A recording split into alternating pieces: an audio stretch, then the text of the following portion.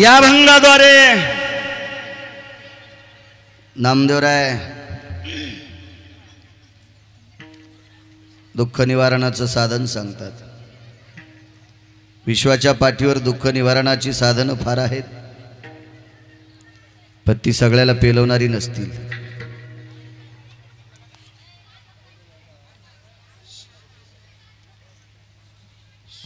या अभंगाद्वारे नमूद केलेलं साधन सगळ्यांना पेनवणारं साधन आहे। त्या मालकाचं मुख बघितलं,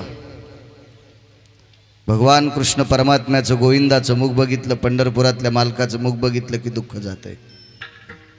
दुःखाची निवृत्ती सुखाचे ते सुख। नुसतं सुख प्राप्त होत नाही तर सुखाच्या पलीकडचं सुख प्राप्त होतंय। कशानं? पाहता श्रीमुख गोविंदाचे, त्या भगवंताचं मुख पाहिल्यावर दुःख जाते। काय नाविन्य असेल त्या मुखात, काय सात्विकता असेल। पेटी बंद करा। किती मोठा अधिकार असेल माझ्या मालकाच्या मुखात की जेणेकरून ते मुख बघितल्याच्या नंतर दुःख निवारण होतंय।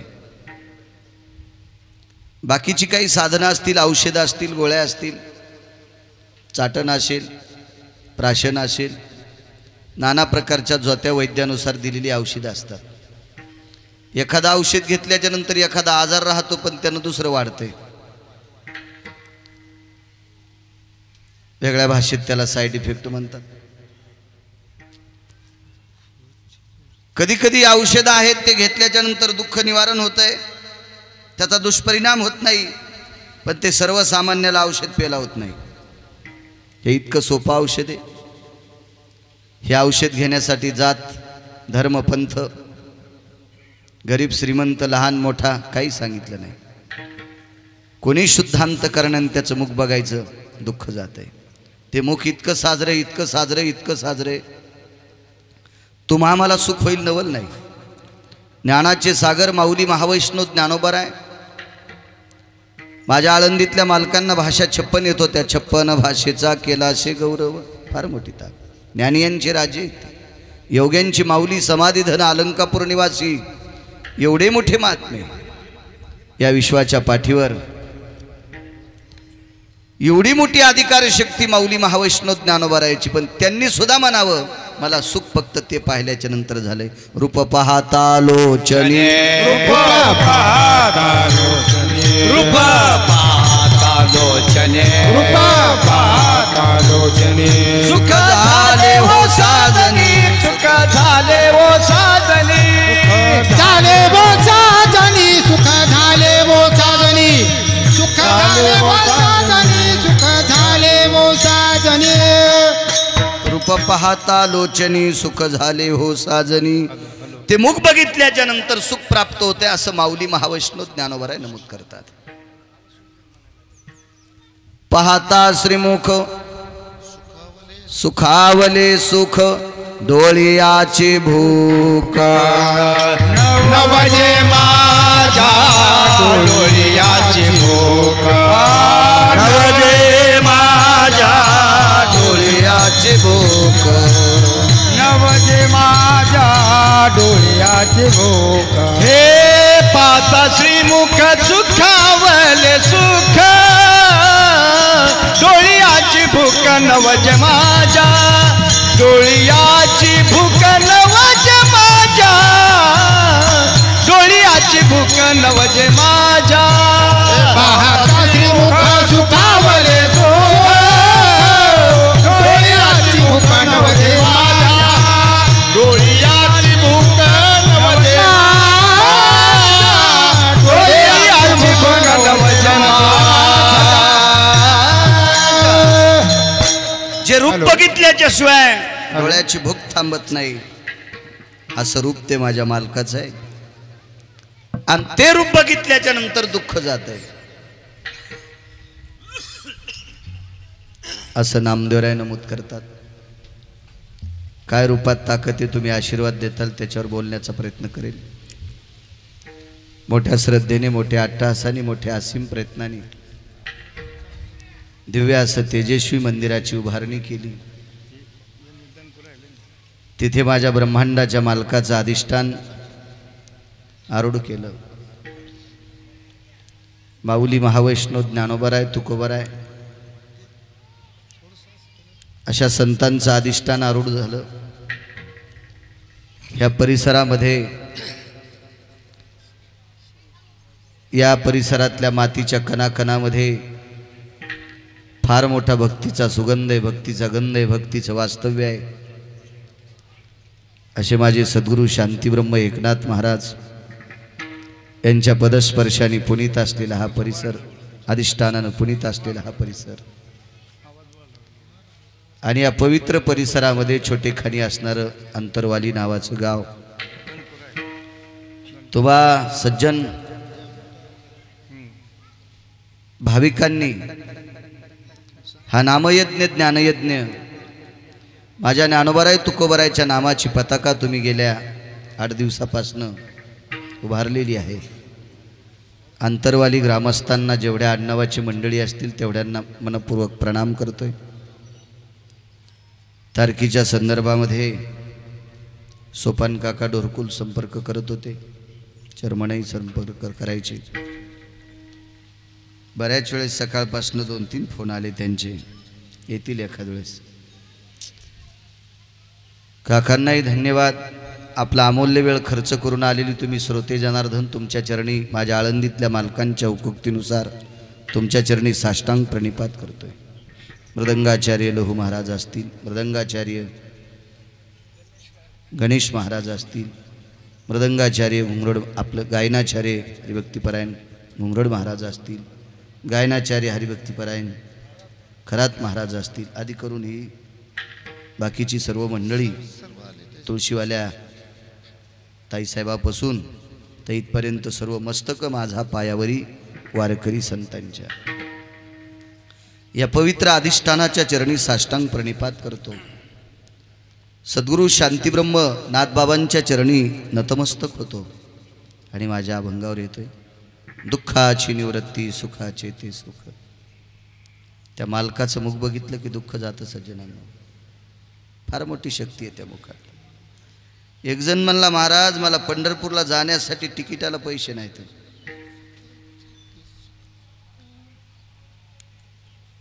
या काळात तरी कोणी असं म्हणायचं नाही. आणि जर खरोखरच एखाद्याकडे पंढरपूरला जाण्यासाठी त्या मालकाचं मुख बघण्यासाठी पैसे नसावा, दुसऱ्याचा ऊस खुरपिणाऱ्या बाईला जर एखादा म्हणला मला पंढरपूरला तिकिटाला पैसे नाहीत, तर ती बाई दुसऱ्याचा ऊस खुरपून रोजानं प्राप्त झालेले पैसे पुढच्या व्यक्तीला पंढरपूरला जाण्यासाठी बुडीत फुकट 1000 रुपये देईल. इतकी श्रद्धा या महाराष्ट्राच्या मातीत आहे. खाण्यापिण्याची वाटानं मधुकरी मागितली तर अडचण नाही. पंढरपूरलाच जायचं असेल तर पैशाची सुद्धा अडचण नाही, कोणी देईल. नास्तिक माणूस सुद्धा म्हणेल बाबा मला पंढरपूरला जायला भेटत नाही, तू चालला ना, या बाय 1000 रुपये तिकिटाला तुला घेऊन जाय, माझे वापस देऊ नको. काळ इतका गोड आलेला आहे. फक्त नेणाऱ्याने देवासाठीच नेवा.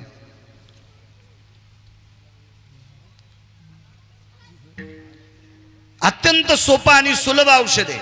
ते मुख बघितलं की दुःख जातं, पण नाही पाव वाटत माणसाला. ते जे बघू नये ती माणसं बघत राहणार. रोज सकाळी असं एवढं दिव्य तेजस्वी मंदिर केलंय. सकाळी स्नान आटपल्याच्या नंतर आपल्याला कुठली कामं असतील त्या कामाला जायच्या अगोदर जर या मालकाचे पाय पाहिले आणि या विटेवरच्या मालकाचं मुख बघितलं तर दिवसभरातला दिवस आपला पूर्ण प्रसन्नपणात जाईल. एवढी मोठी शक्ती त्या मुखात आहे. आपण नाही बघत, आपल्याला वेळ नाही. तो वेळ नाही.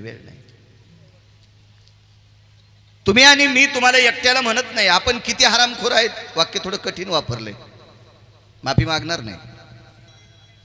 वाक्य थोडं कठीण वापरलंय. आपण इतके हरामखोर आहोत, त्याच्यात मी सुद्धा आलो. शासनाची आपण लाईट वापरतो, जर आपण बिल नाही भरलं तर कनेक्शन मीटरचं कनेक्शन कट करण्यासाठी तो व्यक्ती येते. आपण गयावया करतो, अरे पुढच्या आठवड्यात माझ्या मुलीचं लग्न आहे, माझ्या मुलाचं लग्न आहे, आमच्याकडे साखरपुडा आहे, आमच्याकडे वास्तुशांती आहे, आमच्याकडे बारसं आहे, आमच्याकडे आमका कार्यक्रम आहे. तू काही म्हण, या बाई 2000 रुपये घे, पण आता हे नंतर बिल भरू, पण तू डिस्कनेक्शन करू नको. हात जोडायची वेळ येते. तो हेल्पर सातारबाई असतो. किती नालायक आहेत आपण, ज्याचं आयुष्यभर आपल्याला बिल आलं नाही, ज्याचा एक दिवस जर उदय नाही झाला तर विश्वातली पूर्ण दळणवळण क्रिया बंद पडेल, तरी आपण श्रद्धेनं पहाटे स्नान झाल्यावर पूर्वेकडे तोंड करून नमस्कार करत नाहीत. किती नालायक आहेत आपण. मी पण बरं त्याच्यात, मी पण त्याच्यात, मी पण साधू संतांनी सांगितलेली प्रमाण आपण मान्य करत नाही. याच्याकरता आपण दुःखाच्या थारोळ्यात पडतोय. सुलभ सोप साधने पाहता श्रीमुख गोविंदाचे. कृपया एक विनंती करतोय कार्यकर्त्यांना, आता जे जिथं बसेल त्यांना बसू द्या. बसत असते. आता इथं कोणी जरी आलं तर जागा शिल्लक आणता येत नाही. मला आणता आली असती, मी 2 एकर जमीन आणली असती येताना, पण आणता येत नाही. तुम्हाला बी नाही, मलाही आणता येत नाही. विठाला विठाला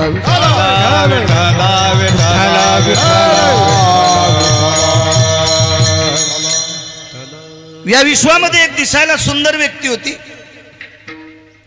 असं मी म्हणत नाही, पुराण सांगते. अति सुंदर व्यक्ती होती. फार सुंदर, फार सुंदर. त्याच्या सुंदरपणाला आग लागतो, इतका सुंदर होता. एरवी पुराणामध्ये महिला सुंदर दिसतात. 32 लक्षणी आहे, चंद्रानन आहे.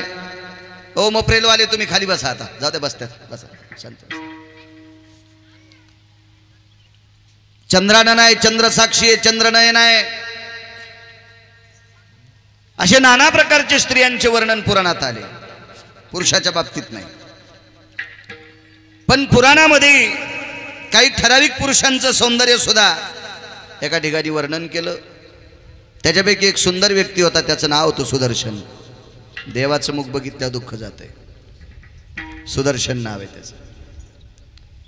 तो एका देवापैकी एक आहे. त्याला विद्याधर नावाचा देव म्हणतात. यक्ष किन्नर गंधर्व चारण विद्याधर, लोकपाळ दिग्पाळ चारवाच परमांस, हे 33 कोटी पुढचे असू दे. पण विद्याधर नावाची देवता, त्या विद्याधर देवतेपैकी हा एक आहे. त्याचं नाव आहे सुदर्शन. नाव सुदर्शन आहे, देवता विद्याधर आहे आणि अति सुंदर आहे असं पुराण सांगते, मी नाही. मग त्याला तो सुंदरपणाचा थोडासा गर्व झाला आणि मग दिव्यांग लोकांना तो हसू लागला. मूर्खपणाचं टोक आहे. देवानं आपल्याला इतके चांगले पाय दिलेत, तर आपण दिव्यांग व्यक्तीकडे बघितल्याच्या नंतर डोळे झाकून देवाला विनंती करायची, देवा काय कृपा केलीस रे, मला किती पाय चांगले दिलेस. दिव्यांग म्हणजे आता शासनानं दिव्यांग शब्द काढलाय. पूर्वी आपण त्याला लुळा, पांगळा, लंगडा असं म्हणत होतो. आता दिव्यांग म्हणायची पद्धत आहे.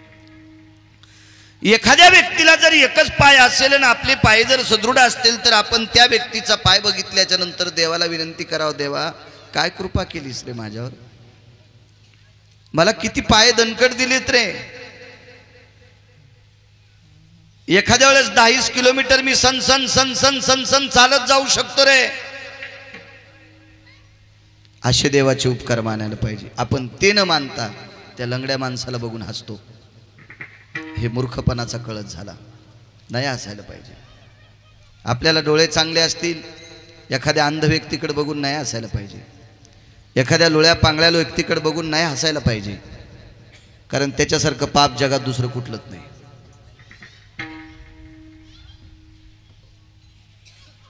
रस्त्याने एक साधू चाललेला आहे. एका व्यक्तीच्या मुखारविंदातून मी शब्द ऐकला, अष्टवक्र चालले होते. पण अष्टवक्र 8 जागेवर वाकडे होते. ते कवळांचे पुत्र होते.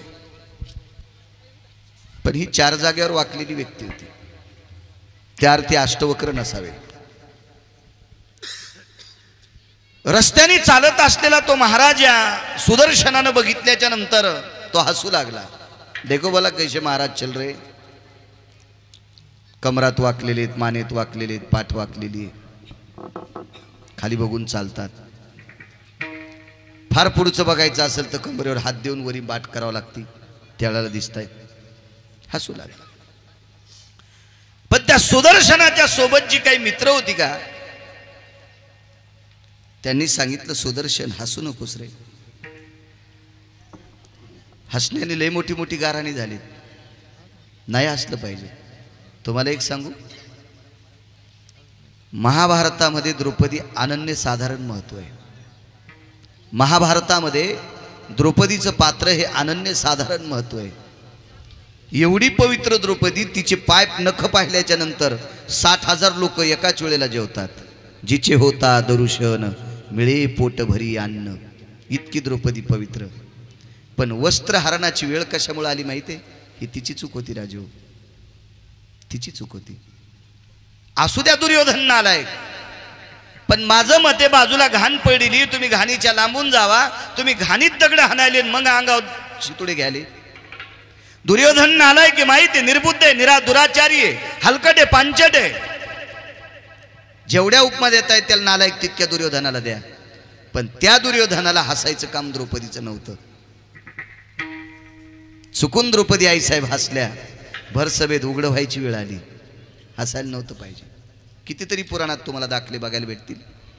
हसणं, लोकावर उपेक्षात्मक बुद्धीनं हसणं हा फार चुकीचं, फार मोठं पाप आहे. मित्रांना समजून सांगूनही तो ऐकत नव्हता. शेवटी त्याचा हसण्याचा कळस संपला नाहीच, पण त्यानं जाऊन त्या महाराजाला धक्का दिला. ते महाराज खाली पडले. मोठी माणसं मोठीच असतात बरं, कधी लक्षात ठेवा. नदीला लवकर पूर येत नसतो, आणि एकदा नदीला पूर आला तर तो लवकर वसरत बी नसतो, हेही लक्षात ठेवा. लवकर पूर येतो वढ्याला, पत्रावरलं पाणी पडणं बंद होणं, वढ्याचा पूर वसरणं संगच. पण जास्त शहाणपणा समुद्रापेक्षा नद्यापेक्षा वढेच करते. ज्याच्याकडे कमी पाणी आहे का त्याला वाटतं मी समुद्राला आंघोळ घालावं. तू तोंड धुई ना, तो दात घासले नाहीस, डोळे धुतले नाही सुंबळ्या, आणि तू काय समुद्राला आंघोळ घालतो? येडपटेस का काय? लय नात काय काय. ज्याच्याकडे भरपूर पैसे आहेत का ते आतल्या खिशात ठेवतात, शर्टाच्या आतल्या बनेलीच्या खिशात. आणि ज्याच्याकडे 500च्या 3च नोटा आहेत का ते डायरीच्या पुढून ठेवतो. कोणी कोण जोर येतो काय माहिती, आगाव काय माहिती. मी तर म्हणतो 2 गोष्टी झाकलेल्या असावा. या देशाची लक्ष्मी म्हणजे पैसा झाकलेला असावा, आणि या पवित्र देशाची स्त्री अंग भरून कपडे घातलेली असावी. 2 गोष्टी धर्मसिद्धांतात सांगितल्या. अरे अब्जानं रुपये ज्याच्याकडे ते आतल्या खिशात ठेवले. तर तुझी बायको 17 भाईचा ऊस खुरपायली, आणि त्या खुरपानाचे 1,500 आले, आणि तू पुढे ठेवला आणि दुसऱ्याच्या मोटरसायकलवर बसला. मोटरसायकल वेगात गेली, वाऱ्यानं पैसे उसळले, मागच्या ब्रेकरवर पडले. आलं पैठणून थुत्तर घेऊन नुसतं कशाचा बाजार आणीन कालव्या. गेले पैसे पडून. तिथं ठोत नसते रे सुंबळ्या, पैसे झाकून ठेवले पाहिजे. लक्ष्मी झाकलेली असावा, आणि या देशाची स्त्री झाकलेली असावा. धर्मसिद्धांत.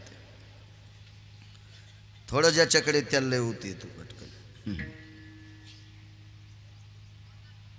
बऱ्याच गोष्टी सांगता येतील, चला आपण पुढे सरकू. मोठी माणसं मोठी असतात. तुम्ही अजून बी लक्षात घ्या, हत्तीच्या पायाचं वजन केलं तर त्याच्या वजनात, पायाच्या वजनात कुत्रे किती बसतील? वजन किती होते आपल्याला माहित नाही. कुत्र्याचं वजन सांगू शकतो, पण हत्तीचं चांगला हाडा असते, मोठं असते, निबरडग असते. त्याचा पाय जरी इथून इतका मोजला तर 7, 8, 9, 10 कुत्रे तर बसतील का नाही एका पायात. बरं कुत्र्यानं किती तोडल्या त्याचं कातड दातात येईल? येत नाही, येत नाही. निबरडग कातड आहे त्या हत्तीचं. कुत्र्याला गरज आहे का त्याला भुकायची? पण वळवळ करणारच कुत्रे. कळतच नाही कुत्र्यांना, कळतच नाही ते एवढा मोठा हत्ती आहे, आपण कशाला त्याच्या पुढे वक करावं. ते नादी पण लागत नाही. वरी बसलेला कावळा हत्तीला म्हणला, ए हत्ती दादा, पाय न कुत्रे भुकायले. ते म्हणला, मी नुसती सोंड फिरली तर 10 कुत्र्याचा पोत्रा करीन, पण मी जर कुत्र्याच्या नादी लागू तर माझ्यात आणि कुत्र्यात फरक नाही काही. मोठी माणसं मोठी असतात. सागराला भरत लवकर येत नसते, आलं तर पटकन ओसरत नसते. सागर सागर असतो, नद्या नद्या असतात, वडे वडेच. मोठी माणसं मोठी असतात. तो दिव्य तेजस्वी शुद्ध अंतकरणाचा साधू आहे. त्या साधूला ढकलून दिलं, तो साधू सावरला, गुडघे फुटली, कोपरं फुटली, खरचटलं 2-4 जाग्यावर. ते साधू उठले आणि चालत सुटले. नामनेति गोविंद यतो भजन्यानाम यत नामनेति जायम यति गोविंदानाम सुधावयति भवेन नामनेन रसना यत प्रिय भामा यति गोविंदानाति नामनेनाम. गोड असं चिंतन करत होते ती साधू. ज्यानं ढकलून दिलं तो म्हणला किती मूर्ख आहे पाय बरं ते महाराज. 2-4 जाग्यावर घासले तरी भजनच करायले. सुदर्शन म्हणत होता. त्याचा मित्र म्हणला अरे सुदर्शन हे भक्तीचं टोक गाठलेली लोक आहेत. तू ढकलून दिलंस ना ते तुला काही मोजित नाही ते महाराज. ते म्हणला हे लंगड. सुदर्शन म्हणायला हे लंगड. बाजूच्या मित्रानं सांगितलं त्यांना लंगड म्हणू नकोस रे. आपल्याला ऊन लागतंय याच्याकरता आपण झाडाच्या सावली खाली आहेत. आणि त्यावेळेस महाराजाला ऊन लागू नये याच्याकरता महाराजापुरता सूर्य ढगाखाली आहे. त्या महाराजाच्या डोक्यावर ढग चालत होता. अब्रपटलेन भयस्थितानां भास्करो तेजो कांतियां दिवाकराति स्वेदायां वरुता जायतेना येन स्वेदाति अंगपरिजयानां भास्करो तेजो कांतियो दिवाकरो. त्या साधूच्या अंगाचा घाम निघू नये. या बसा इथं बसा. इथं लो बापूशी बसा. बसा बसा. घाम निघू नये साधूच्या अंगाचा. याच्याकरता साधूच्या डोक्यावर ढग चालत होता. आपण किती भजन केल्यावर आपल्या डोक्यावर ढग चलन. मी पण त्याच्यात आलो. तुम्ही पुन्हा म्हणताल तू लय शहाणा आहे का. त्याच्यामुळे मी पण त्याच्यात. दुसऱ्याचं घर पेटण्यापेक्षा आपलं घर सारीलं पाहिजे आधी मग दुसऱ्याचं पहा. आहे का आपली पात्रता नाही. अरे सूर्य ज्याला भीतोय सूर्य ज्याच्यावर सावली धरतोय त्याचं काम नाही सावली धरायचं. त्याचं काम आहे प्रकाश द्यायचं. तरी पण त्या महाराजाच्या डोक्यावर सावली धरतोय आणि तू त्या महाराजाला लंगड म्हणतो. ते म्हणला मग महाराज जर एवढे अधिकारी आहेत तर लंगडे खाऊन. त्या बा कुदांडे माणसाचं असंच असतं बरं. ते कोणी कोणी तिरपत चलत असते. कोणी कोणी एक जणाला एक जणाच्या दारातला उजेड आवडत नव्हता. ग्रामपंचायतनं लाईट लावली पण योगायोगानं त्याच्या दारात खांबा होता आणि याच्या दारात नव्हता. खांबा रावताना हे म्हणलं आमच्या दारात खांबा न ग. बेजार केलं त्या सरपंचाला. आणि मग त्याच्या दारात खांबा रावल्यावर लाईट लावल्यावर म्हणलं आमच्या दारात उजेड नाही तो या समाधी लावू. तो खांबा राहू द्याला नाही सरपंचाला तेव्हा तो दार आटू लागलं. आणि आता त्याच्या दारात खांबा रावला लाईट लावला म्हणला उजेड त्याच्या दारात कस काय. सगळे बटणं दाबल्यावर लाईट बंदच होईना. मागून दगड आणला त्यानं लाईट फोडून टाकला. अशी नालायक माणसं नालायकच असतात. काही करा ते दोष काढतेच. एखाद्या तुम्हाला एक सांगू का आमच्याकडे एक माझ्या भाषेत सांगतोय बाहेर जाग्या. बाहेर जाग्या म्हणजे घरचं खातच नाही. हे बाहेर जगे असतात का हे काही ना काही पदार्थाला नाव ठेवणार. वरण पातळच होतं. अरे बाप मेला तो तो पित्र घातले नाही आणि तू बाहेरचं वरण पातळ म्हणायला होय. तुझ्या घरात 12 हात येऊ फिर तू. हा नाही नुकती जरा मोकळी झालीच नव्हती. कशी अडकली का घाशात तुया. काहीतरी काहीतरी काहीतरी तेल जरा कमीच होतं. की ज्याला एखाद्याचं मोठेपण आवडत नाही का एखाद्याची प्रतिष्ठा आवडत नाही का एखाद्याचं नाविन्य आवडत नाही का ते असे कण्यात चाटू फिरले आणि कोणीकडे फिरत असतील पळीवानी कोणीकडे. तसा हा सुदर्शन होता. एवढं मित्रांना सांगूनही ऐकत नव्हता. शेवटी त्यानं पुन्हा एकदा ढकललं दुसऱ्यांदा. तरी पण साधू काही म्हटलेत नाही. मोठी मोठी असतात. हत्ती कुत्रीच्या नादी लागत नसतात. कधी लक्षात ठेवा. साधू काहीच म्हणत नाही. पुन्हा ह्या नालायक सुदर्शनानं तिसऱ्यांदा ढकललं. पाहता श्रीमुख गोविंदाच्या त्या भगवंताचं मुख बघितलं की दुःख जाते. तिसऱ्यांदा ढकललं. तिसऱ्यांदा ढकलल्याच्या नंतर बऱ्यापैकी अंगाला लागलं होतं. साधू उठला. तो महात्मा आहे, तो योगी आहे, तो जपी आहे, तो तपी आहे, तो अनुरागी आहे. तो फार सात्विक पदावर आरूढ असलेला महात्मा आहे. डोळे झाकले आणि शाप नाही दिला. विटेवरच्या मालकाचं भजन करणारा महात्मा. त्या महात्म्यानं सांगितलं, देवा आम्ही तुझं भजन करतो आणि आम्ही तुझं भजन करत असताना आम्हाला जर हलकट माणसं त्रास देत असतील तर तू आमच्यासाठी मेलास का? आम्हा गांजी जन, आम्हा गांधी जना, आम्हा गांजी जन, आम्हा गांधी जना.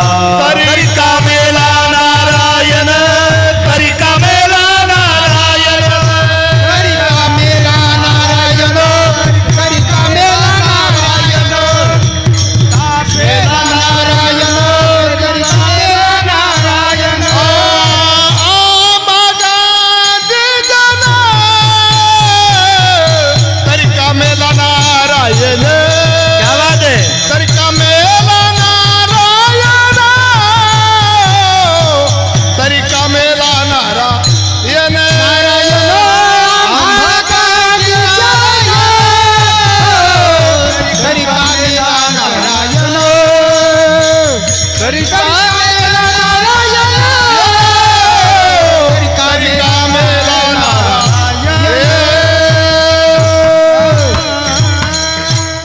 आम्हा गांधी जन, हॅलो. अंतरिका मेला नारायण. याच्यातलेच एक कडवं आहे. आम्ही जना भ्यावे तरी कान लाजे देवे. आम्ही लोकायला भ्यावं याची लाज तुला वाटत नाही, पण हे कोणी म्हणायचं पाकिट घेणार आहे ना? नाही का? आमची पात्रता नाही. ज्यांनी बुक्क्याचा सुद्धा कानकोंडा नाही, हार तर लांब सोडून द्या, बुक्क्याचा सुद्धा कानकोंडा नाही, अहोरात्र भजन केलं, या साधूंनी देवावर ही सत्ता गाजवायची. आम्ही खपक्या पाकिट घेतो न देवाला म्हणतो तू आमच्यासाठी कुठं लपला, तर ते अशा काठीनं मारीन, इंचभर जागा पण ठेवणार नाही, इंचभर इतकं लाल करीन, इतकं लाल.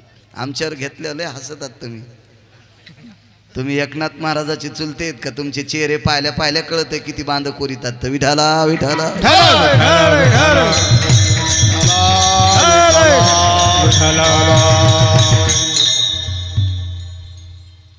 तरी का मेला नारायण. काय मालकाची कृपा आहे महाराज. विश्वात एक नंबरचा सुंदर होता. माझ्या विटेवरच्या मालकाच्या बाबतीत जर बोलायचं झालं तर राजस सुकुमार मदनाचा पुतळा रवी शशिकळा लोपलिया. या मदन आणि रती नावाचा एक पती पत्नीचा जोडा होता, मदन आणि रती. पण मदनापेक्षा कितीतरी पटीनं सुदर्शन सुंदर होता. नालायकपणा केला, शाप प्रदान झाला आणि सर्प झाला. सर्प किती जाग्यावर वाक तू सांगताय तू सर्प काका? 4 जाग्यावर वाकलेल्या महाराजाला हसला, 4 जाग्यावर वाकलेल्या महाराजाला ढकलून दिलं, हलकट सर्प झाला. मग रडू लागला. आता काय होते रडून? चूक झाली ना.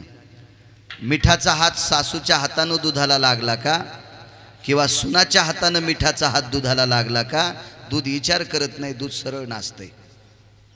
नाही भिडभाड तुका म्हणे साना थोर. गुन्हा मोठ्यानं करा, लहान्यानं करा, अपराध आहे त्याचा. उलट मोठ्यांनी करायला नाही पाहिजे. तुम्हाला एक सांगू का, ज्याच्या अंगावर पांढरे कपडे आहेत त्यानं डुकराच्या लांबून जावा. त्यानं जर शेपूट हाणली ना तर पप्याच्या माईला पॅन्ट धुता यायची नाही. पांढरी पॅन्ट मोठा चपका हाणतं ती भरक्या शेपटीचा. लांबून गेलं पाहिजे. पांढऱ्या कपड्यावाली माझा एकच म्हणायचं की मोठ्या लोकांनी चुका कमी करायच्या, त्यांच्या पटकन निदर्शनात येत असतात. हा जगात दिसणारा सुंदर व्यक्ती आहे ना, यानं का त्या महाराजाला हसावं? सर्प झाला. वाटेल ते प्रयत्न केले, या सर्पातून मुक्ती नाही. काय दुःख विचार करा. जगात एक नंबरचा सुंदर होता, जगात एक नंबरचा. आणि त्याला सर्पाची योनी प्राप्त होती. ऋषीमुनींच्या समोर फण्या आपटीत होता की बद्धात्वेन उद्धारेण, मी काय केल्याच्या नंतर माझा उद्धार होईल, मला ते दातृत्व दाखवा, माझ्यावर उपकार करा. पुढच्या संतांना तो विचारत होता.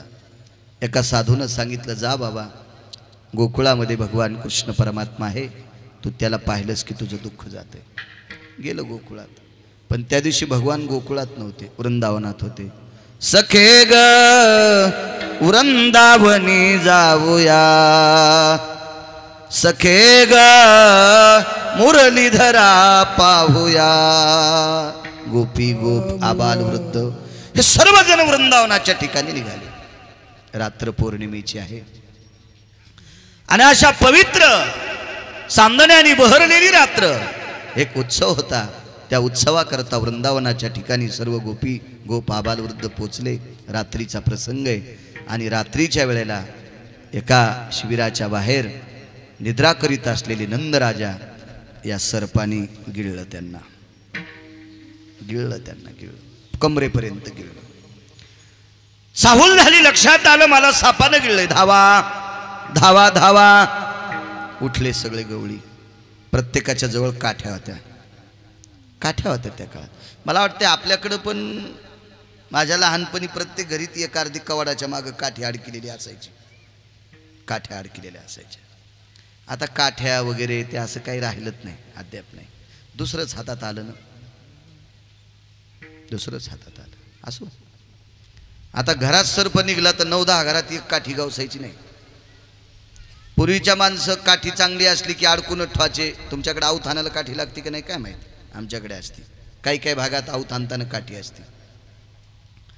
यचकी ठेवून द्यायचे, कोळप्याला यचक्या काम्या येत होत्या. आता यंत्रयुग आलं. काही काही गोष्टीच्या बाबतीत बोलणं म्हणजे लोक म्हणतील हे मागच्यावर आम्हाला कशाला न्यायला. पण असो, नका जाऊ मागं. प्रत्येक गवळ्याच्या हातात काठ्या होत्या. कशा करता काठी होती? त्यांच्याकडे प्रत्येकाकडे गायी होत्या. गोकुळात असा एकही माणूस नव्हता की त्याच्याकडे 14 गायी नाहीत. 13 गायी असणारा माणूसच नाही, घरच नव्हतं ते 13 गायी असणार. 14 गायीच्या पुढचं. तिथं 9 नंद होते, उपनंद, महानंद, नंद. त्याच्यापैकी मुख्य नंदराज होते, त्यांच्याकडे 9 लाख होत्या. मी नाही सांगत. आई तुझा मी एकुलता एक, गाई राखी तो 9 लाख. गाई राखून झिजली नख, मला जेऊ घाल. यशोदे घराकडे चाल ग, मला जेऊ घाल. 9 लाख गाई नंदराजाकडे. का नसतील काठ्या? काठ्या होत्या. कितीतरी गवळ्यांनी त्या सर्पाला काठ्या मारल्या, पण ते बेट मरच ना. ते शापित सर्प होता ना, शापामुळे माणसाचा सर्प झालेला होता तो. दादांच्या कानावर वार्ता गेली. दादा धावत पळायले, पळा पळा पळा पळा पळा पळा. बाजूला कृष्ण कन्हैया होते. एक कन्हैया पळ रे, बाबांना सापाने गिळले. दादा पळत होते, भगवान सावकात चालत होते. त्याला माहित होतं होय सर्प कोण आहे म्हणून. त्याला माहित होतं सर्प कोण आहे. आणि त्याला एक पण माहित होतं याची काय मायवेली, नंद बाबाला गिळायची. नंद बाबाला गिळण्याचं नाटक फक्त याच्याकरता केले, भगवान कृष्ण परमात्म्याला त्याला पाहायचं होतं. यायला सोडण्याच्या निमित्तानं तो येईल. दादा म्हणले, अरे कन्हैया तू जोरात पळणं, तुला कळतंय का रे? नंद बाबाजींना सापानं गिळलंय. ते म्हणलं दादा, भगवान म्हणले दादा गिळू द्या ना, काय होते गिळलं? अरे तो विषारी सर्प असेल. दादा काळजी करू नका. ते एका महाराजाला हसले तर सर्प झाले, एका महाराजाला जरासा त्रास द्याला तर सर्प झाले. आणि नंद बाबाला जर दात लागला ना तर 1000 जन्म नालीतली शेपटीची आळी होईल. त्याला ज्ञान आहे, आता ते कोणाला दात लागू देत नाही. ते सावध आहे, आपण चूक केली म्हणून. दादानी पाहिलं, दादाकडे या सुदर्शन नावाच्या सर्पाने बघितलं. सर्पाच्या रूपातल्या सुदर्शनाने उद्धार नाही. भगवान जवळ आले आणि भगवंताकडे प्रसन्न मुद्रेने या सुदर्शनानं पाहिलं. त्याचं पाप संपलं राजो. पण तसा काय करता येईल, नियम असतो. काही काही गोष्टी सहजासहजी नसतात. खालच्या फणीवर एक पाय द्याला आणि वरची फणी हातात धरून अशी टर टर टर टर टर टर टर ऊस मधातून चिरावा असा सर्पाची तुकडे करून टाकले. त्याच्यातून एक दिव्य ज्योत निर्माण झाली. पार्षद आले. पार्षदांनी दंडाला धरून विमानात बसिलं आणि विद्याधर लोकामध्ये पुनश्च सुदर्शन पोचला. त्याची जी काही पूर्वज होती त्याच्या बरोबरीची होती, त्याच्या ओळखी पाळखीची होती. सगळ्यांनी विचारलं, सुदर्शन किती दिवस सर्पाच्या योनीत होता? हो रे, फार दुःख होतं. टपा टपा टपा डोळ्यातून पाणी आलं. किती दुःख होतं. जगात एक नंबरचा सुंदर मी, पण एका महाराजांना हसल्यामुळं मला सर्पाची योनी प्राप्त झाली. 4 जाग्यावर वाकलेल्या महाराजाला हसतो, किती ठिकाणी वागतो असं मला सर्पदेवानं केलं. मग का रे बाबा, या दुःखातून तू मुक्त झालास, तू औषध कोणतं घेतलं? पाहता श्रीमुख गोविंदा, पाहता श्रीमुख गोविंदा, पाहता श्रीमुख गोविंदाचे निवृत्ती सुखाचे ते सुख, सुखाची निवृत्ती सुखाचे ते सुख, दुःखाची निवृत्ती सुखाचे सुख, दुःखाची निवृत्ती सुखाचे सुख. पाहता श्रीमुख गोविंदाचे, पाहता श्रीमुख गोविंदाचे रंगनी रांगता गुलगुला बोलत रंग. मी 3दा कर्ज काढायला गेलो होतो, मला नाही विचारलं त्याने. मी एजंटला 10,000 रुपये दिले. 4थ्या दिवशी तर कर्ज हातात आलं.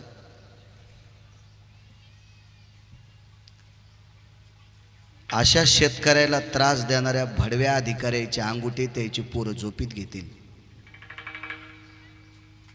जो शेतकरी चुकीचं वागतो त्याचं काम करू नका.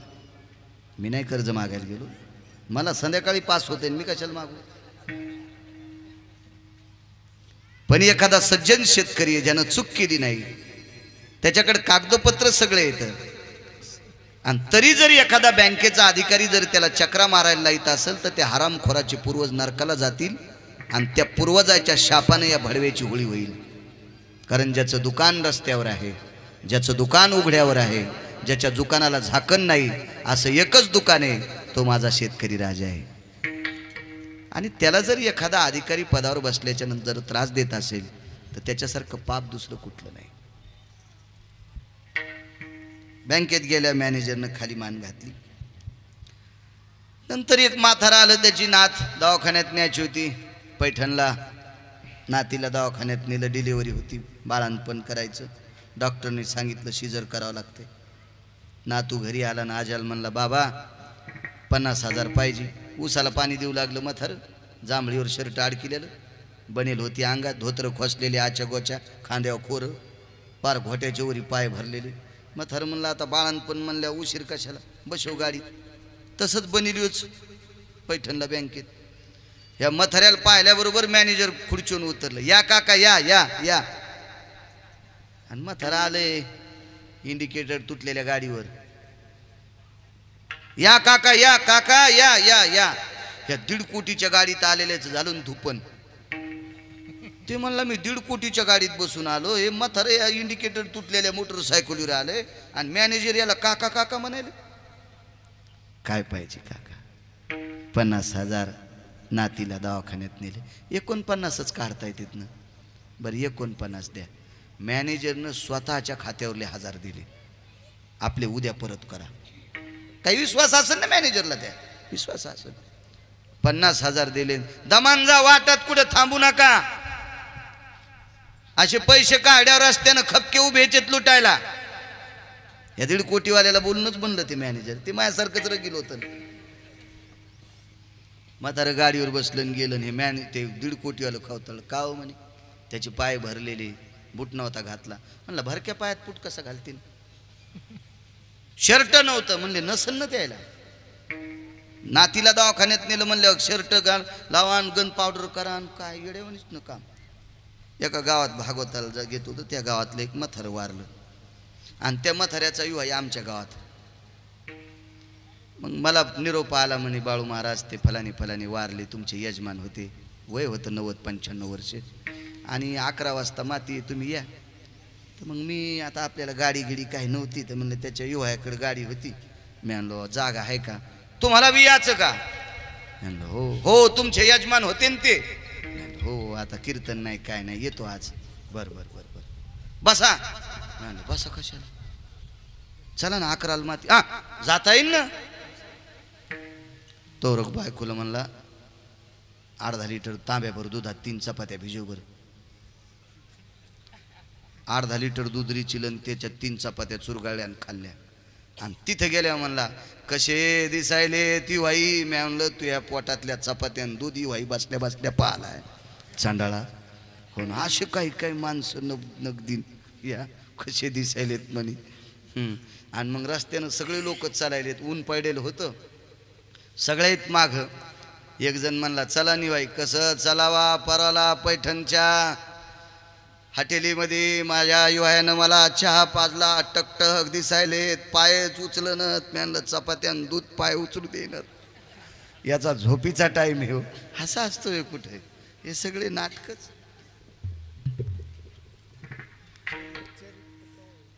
बाळंतपणाला नात गेली. शर्ट घालान, बूट घालान, सॉक्स घालान, गन पावडर करा, याला कुठं वेळ असतोय.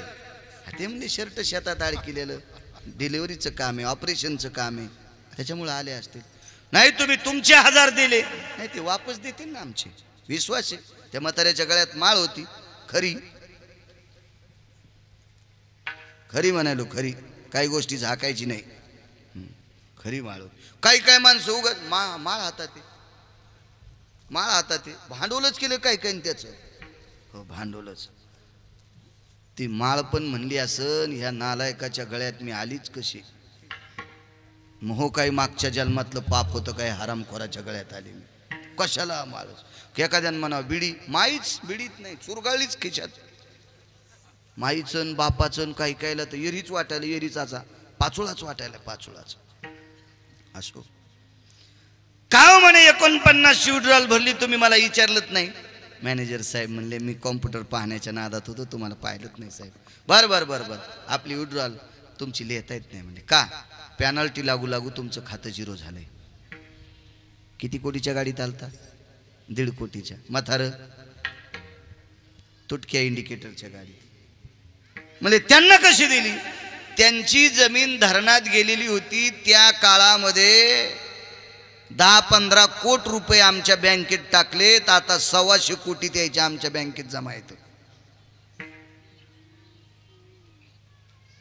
म्हणून उघडं आलं काय, मळकं आलं काय आणि पाय भरून आलं काय बँकेत त्याला किंमत आहे.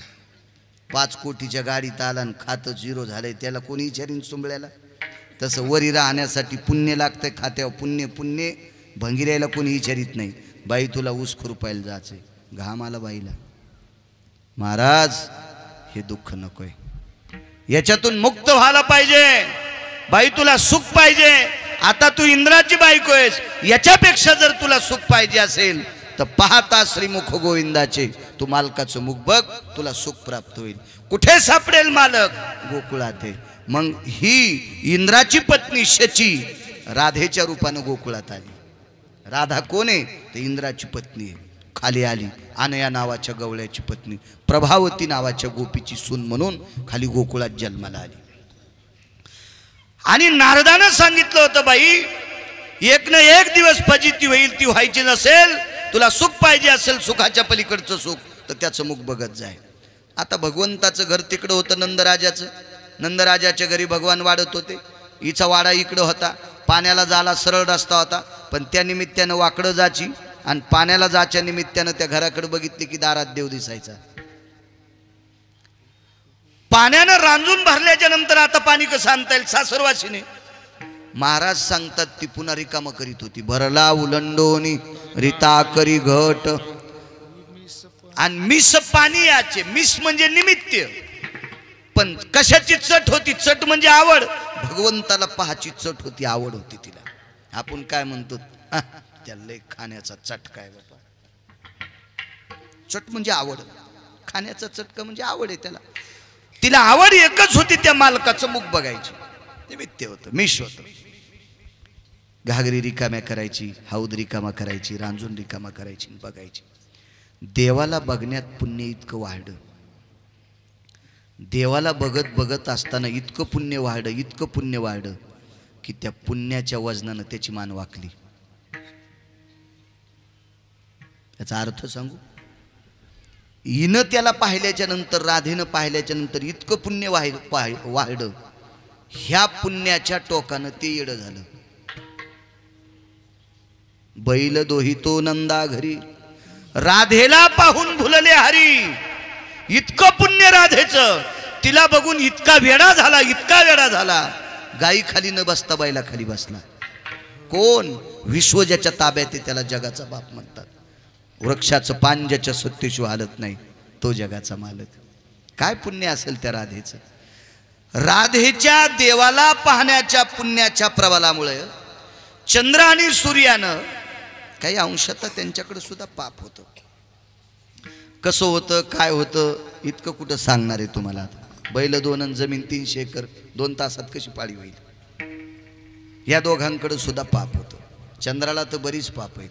चंद्राकडे एक पाप, इतकं निर्लज्ज पाप आहे, इतकं निर्लज्ज पाप आहे, त्या पापामुळं चंद्राचं थोत्तर काळं झालं.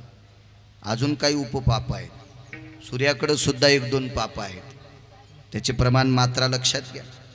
भगवान सूर्यनारायणाने विचार केला, देवाचं मुख पाहणाऱ्या स्त्री अत्यंत पवित्र आहे, हिचा आपण संग कसा करावा. म्हणून सूर्य आणि चंद्र तिच्या कानातले कुंडल झाले. एका कानातलं कुंडल चंद्र झाला, एका कानातलं कुंडल सूर्य झाला. म्हणून तर त्या कुंडलाचं वर्णन केलं, वारी याने कुंडल आले, डोळे मोडी तर राधा झाले. हो, आमच्या घरच्याला झुंबर केले मी, काना हालू लागली तर मी आणलं तुटतेन तुटतेन तुटतेन तुटतेन.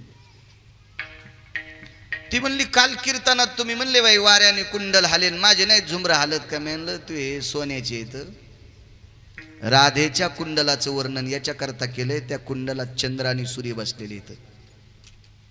तू लय हालू नकोस, कान तुटतेन. हो, कुठ तुटतेन कान. आपल्या कानातल्या कुंडलाचं झुंबराचं याचं त्याचं काही वर्णन नसते. काय अधिकार असेल बघा, त्या कानात चंद्र आणि सूर्य बसलेत. इतकी राधा पवित्र. पाहण्याची ताकद सांगतो पुढची. एके दिवशी जगाचा मालक आला आणि राधेला सांगितलं तुला काय देऊ.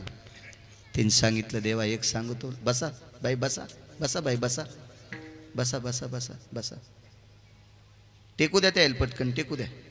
विठाला विठाला विठाला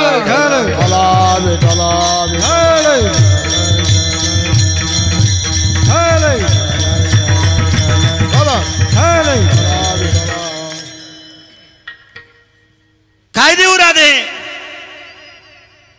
देवा काय सुख देणार आहेस रे तू. किती सुख देऊ शकतोस तू. अरे 33 कोटी देवाच्या राजाची मी पत्नी आहे.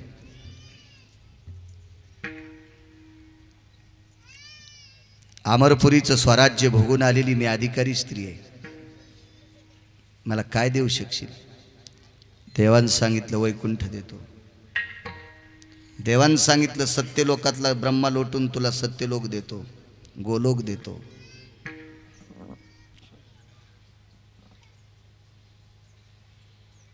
विठाला विठाला विठाला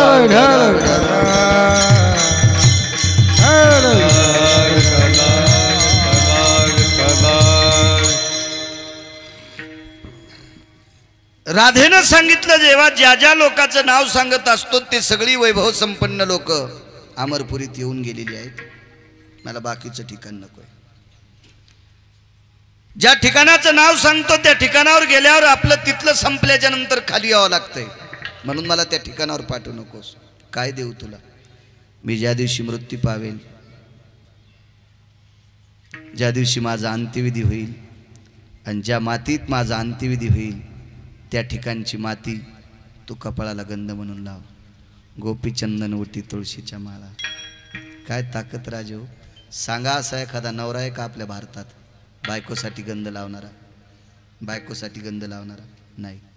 मग आपल्या पतीसाठी गंध लाव कुंकू लावणाऱ्या जगात खूप स्त्रिया, पण बायकोसाठी गंध लावणारा एखादा माणूस आहे का. नाही. विश्व ज्याच्या ताब्यात आहे त्याला जगाचा मालक म्हणतात. राधेला कपाळावर ठेवलं, कपाळावर. याच्या पलीकडचं सुख कुठं घेता आता? राधेला ललाटावर भाळावर जागा दिली, कपाळावर जागा दिली, सर्व वारकऱ्यांना दंडक दिला.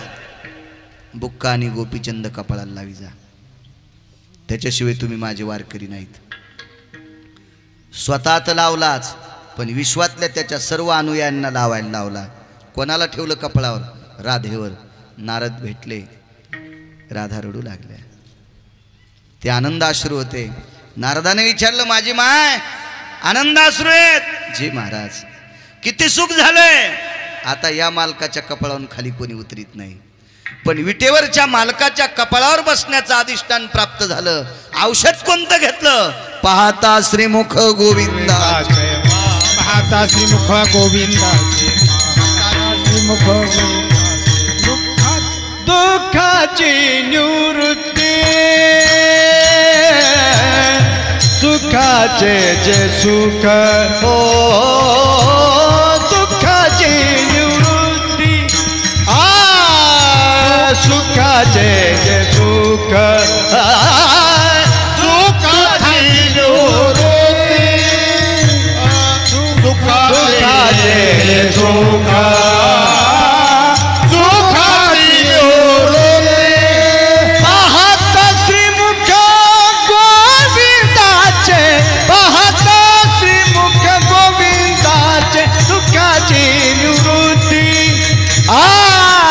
सुखाचे जे सुख हो, दुःखाची निवृत्ती.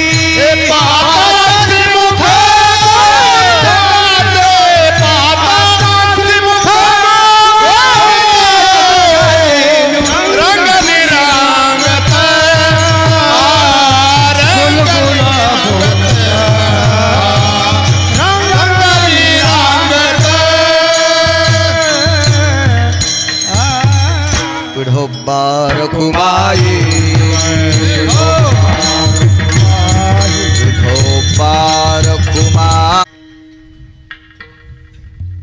राधेला सुख अगोदर राधा पावन आहे,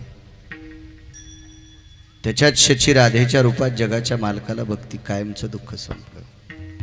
कोण कुब्जा रूपराशी विन कळा. मागच्या जन्मात पाप केलं, या जन्मात 32 जाग्यावर वाकली. जीवनभर कंसाची सेवा केली, एका राजाची सेवा केली, राजदासीपद प्राप्त झालं, सुख नाही प्राप्त झालं. 11 वर्ष 53 दिवस पंढरपुरातला मालक गोकुळात राहिला. अकुराचा रथ आला, त्या रथात बसून भगवान मथुरेत गेले. तिथं त्या कुब्जेने गंध लावला, तिला स्वरूपवंत केलं. दुःखाची निवृत्ती. भगवान शिवजी विश्वात फिरत होते. माझ्या शिवजींनी ज्या वेळेला विश्वाचं ब्रह्मन केलं त्यावेळेला लक्षात आलं बरीच पाप्यांचा सुळसुळाट झालाय. हे पापी कधी संपतील, माझं विश्व कधी सुखी होईल याचं दुःख शिवजीला होतं. पण एके दिवशी माझे ते शिवजी द्वादशीच्या दिवशी गोकुळात आले. भगवान अष्टमीला जन्माला आलते. अष्टमी, नवमी, दशमी, एकादशी आणि द्वादशी 3.5 दिवसाचा जगाचा मालक आहे. आणि द्वादशीच्या दिवशी भगवान शिवशंकर जोग्याच्या रूपात आले. अनुहत वाजती पुंगी, बाबा जोगी आला रे जोगी, बाबा जोगी आला रे, जोगी आला रे, जोगी आला रे जोगी. अनुहत वाजती पुंगी, बाबा जोगी आला रे जोगी, अनुहत वाजती पुंगी, बाबा जोगी आला रे जोगी. जोग्याच्या रूपात शिवजी आले. शंख होता स्फुरला, हातात वाद्य होतं, ते वाजू लागले. नंदराजानं पाहिलं, यशोदे जोगी आलाय दारात, जोग्याला काहीतरी देऊन टाका. ते जोगी जेवारी मागायला कशाला येईल का? त्यानं पाऊस पाड्याशिवाय ऊस होत नाहीत, केळी होत नाही, जेवारी होत नाही, सोयाबीन होत नाही, काय माती होत नाही. त्याच्या डोळ्यात निसर्गाचं चक्र आहे. त्या जोग्याचं नाव भगवान शिवशंकर. आणि ते कशाला जेवारी मागायली आपली? ते पोरग पाहायला आलतं. नंदराजाला सांगितलं, मालक मला तुमचा मुलगा बघायचा आहे. नंदराजानं सांगितलं, जोगी बाबा लेकरू लहान आहे तोरक बायाच्या हातात असते, त्याच्या ताब्यात असते. आणि माणसाला लहानपणी घेता येत नसते. टाळू पडल, मान पडल, उंड्यावानी असते, ते कोणीकडे उलगळत आहे. ते आपल्याला घेता येत असतं का? त्याच घेतात. देवाने त्याला तो सद्गुण टाकलेला आहे. आणि 10-12 दिवस तर दाखवतच नाहीत. पहिलं सांगायलो, आता नाही. आता लागट्याला भेटली गाय आणि वासूर घेऊन पंढरपूरला जाय.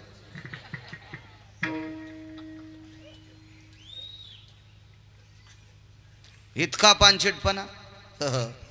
डॉक्टरच्या हातात येतो रोकत फोटो काढतो लगेच मित्राला आपण बाप झालो. 7-8 वर्षाला सांगितलं मग दात पोरानंच पाळली. फक्त ते याला टाकीत नाही, ते यूट्यूबला टाकीत नाही, ते नाही टाकलं यूट्यूबला. पानशेटपणाचा कळस केला ह्या मोबाईलने. कळस केला. वापरी जा मोबाईल. तुम्ही एक लक्षात घ्या, गोड पदार्थ सोडून दिला तर प्रत्येक पदार्थ मिठाशिवाय खावा वाटत नाही, पण मीठ जास्त झाल्यावर पण खावा वाटत नाही. मोबाईल प्रमाणात वापरा. अजून 5-10 वर्षाला डॉक्टर सांगतील आपण मोबाईल कमी वापरा, अन्यथा लवकर मरताल. अतिरेक नकोय, कुठल्याही गोष्टीचा अतिरेक नकोय. पहा ना मोबाईल, चांगलं बघा. मृदंगाने त्याच्यातले बोल पहा. मृदंग क्षेत्रात ज्यांनी शिखर गाठलंय त्या लोकांचं गणेश बुवा तुम्ही पहा, लोबुवा तुम्ही पहा. आमच्या लोकांनी ओया पहा, संस्कृत श्लोक पहा, अभंग पहा, स्वराचं ज्ञान यांनी पहा. कोणी एखादा चांगला गायक असेल. राजकीय क्षेत्रातल्या लोकांनी राजे महाराजांचं बघा. शेतकऱ्यानं शेतीचं शास्त्र पहा. वैद्यकीय क्षेत्रातल्याने डॉक्टरी क्षेत्रातलं ते बघा. शैक्षणिक क्षेत्रातल्यानं ते बघा. चॅटिंग करते 3-3 वाजूस तर रातच्या. जेवलास का, काल कुठे गेलता, मसनात. अरे तू 3-3 वाजेपर्यंत त्या हरामखोराला चॅटिंग करायला जो सकाळी पाणी नेत नाही. 60-65 वर्षाचं अमूल्य आयुष्य त्या नालायकासाठी खर्च करायचंय. 60-65 वर्षात आपल्याला गुंडाळून जायचंय. आपलं जीवन म्हणजे मोबाईल आहे. शेजारचा कळणं काही कळणं माणसाला. इतके बेफाम झालेत, बेफाम. तुम्हाला एक सांगू का, तुम्ही खेळता का नाही खेळता काय माहीत, पण बरेच पक्वाद वाचताना पण व्हॉट्सअप खेळायलेत. महाराज बोलत असताना गायक सुद्धा चालू कीर्तनात व्हॉट्सअप खेळायलेत. पूर्वज नरकाला जातील. हा अपमान कीर्तनकाराचा नाही, हा अपमान ज्ञानोबा आहे, तुकोबारायचा आहे. निदान पाकिटं घेऊन पक्वाद वाजिणाऱ्यानं, पाकिटं घेऊन कीर्तन करणाऱ्यानं आणि पाकिटं घेऊन गायन करणाऱ्यानं तरी कीर्तनात मोबाईल खेळू नये. निदान पूर्वजायला जाग्यावर ठेवा, नाही तर ते इतके नरकाला जातील. आहा कटा त्याचे करीती पितर, वंशी दुराचारी पुत्र झाला. संप्रदायाचा अपमान आहे. अहो मजितीमध्ये अब्जाधीश जरी गेला मुसलमान आणि भंगार ऐकणारा जरी मुसलमान गेला तरी नमाज पाडूस तर मोबाईल ते स्विच ऑफ करते. ही निष्ठा आहे त्या लोकांची. चालू इतके काही गायक सामान्य बिचाऱ्या, सामान्य म्हणजे मी पैशानं सामान्य म्हणत नाही, सात्विक सदाचारी काही न बोलणाऱ्या कीर्तनकाराला गोट्यावर खेळवायलेत, गोट्यावर बोटावर खेळवायलेत. नाही, तुम्ही त्याला खेळवायले नाही, तुम्ही पंढरपुरातल्या मालकाला ज्ञानोबाराय तुकोबारायला चकलंडी द्यालात. संसार खालून पेटन विठाला विठाला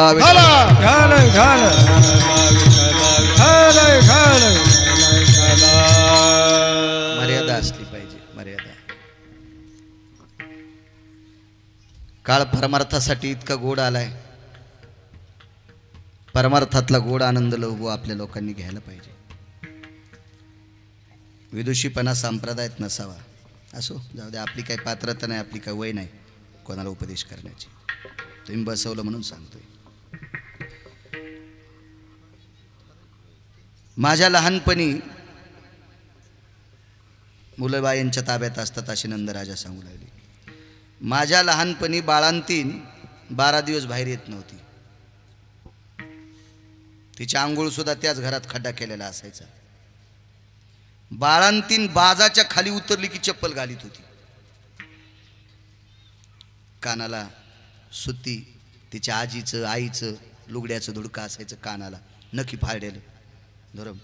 आणि तेच नखी फाळलेले बाळांती लुगड्याचे धुडके लेकराला बाळांती मऊ असतील ते मऊ. आता ह्या लुगडे नेसणाऱ्या बाया संपल्या की बाळांते मेडिकलवर विकत घ्यावं लागतील. इथे बाळांते मिळतील. ह्या साड्यावाल्याची बाळांती होत असतील का काय कुठं. चला, काळ ज्या त्या काळात. पण ते आपण विचार करायचा नाही. जगाचा मालक ते बरोबर निर्माण करीत असतो. आपण कशाला डोकं लावायचं.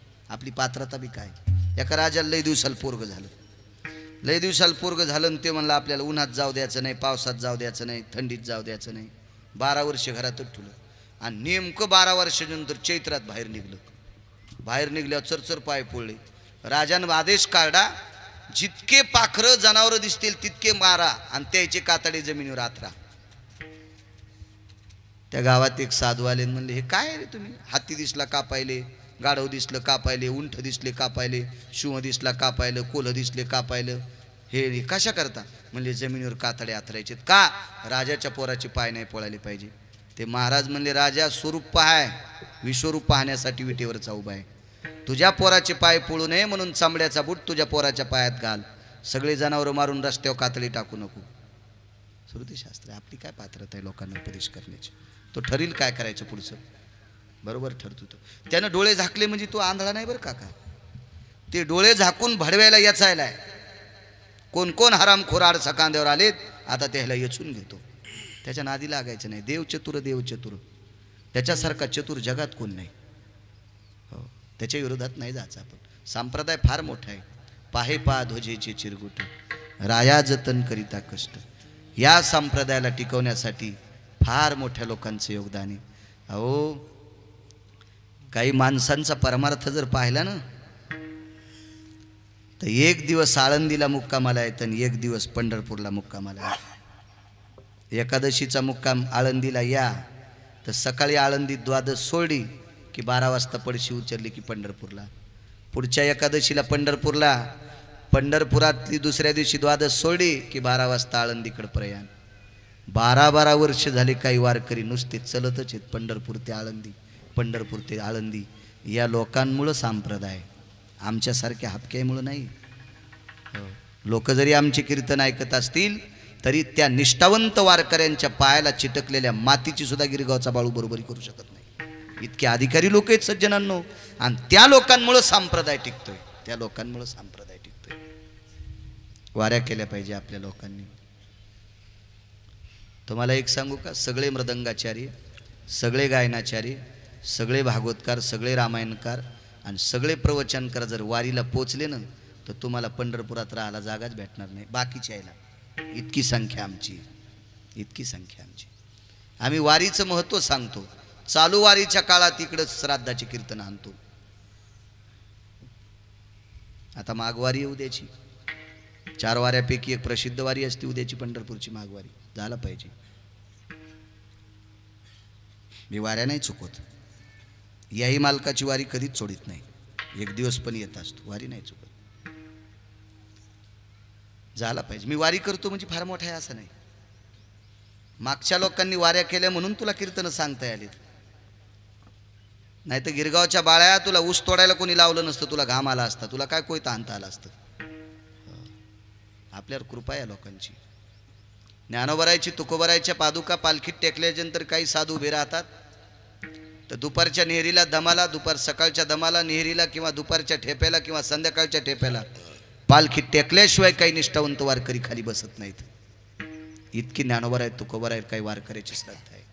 इतकी श्रद्धा आहे, इतकी श्रद्धा आहे. त्या श्राद्धाळू लोकांमुळे संप्रदाय टिकला, आमच्यामुळं नाही. लोक काही काही म्हणतात आमच्या गावातलं भजन मह्यामुळंच आहे. तू पहाट मर ना, भजन बंद होत नाही. तू मर, आर लय मेलेत, तू यामुळं भजन बंद होत असतं का? काही काय बाया म्हणतात मह्यामुळं संसार आहे. तू उलट, तू मेल्या उलट्या सुना तूप लावून चपात्या खाणार आहेत. तू यामुळं संसारच नाही. संसार तुझा चांगला चाललाय, वाडवडिलांच्या आशीर्वादामुळं चाललाय. आमच्यासारखा संप्रदायात महाराष्ट्रात मी पहिल्यांदा आलो तुमच्या गावात. या गावात पहिल्यांदा आलो.